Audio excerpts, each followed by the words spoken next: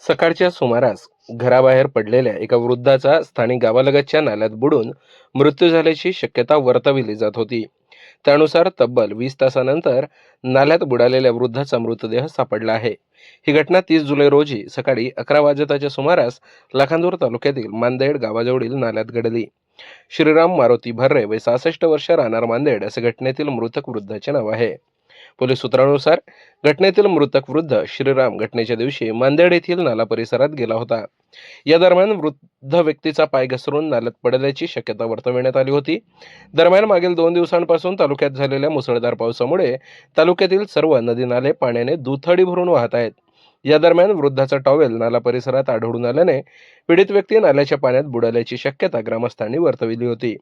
या घटनेची माहिती स्थानिक लाखांदूर पोलिसांना मिळताच त्यांनी घटनास्थळी धाव घेऊन पाण्यात बुडालेल्या वृद्धाच्या शोधासाठी तपास कार्य आरंभिले होते.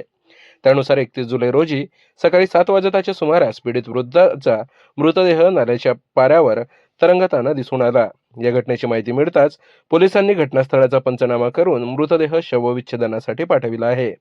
या प्रकरणी पोलिसांनी आकस्मिक मृत्यूची नोंद करून पुढील तपास सुरू केला आहे.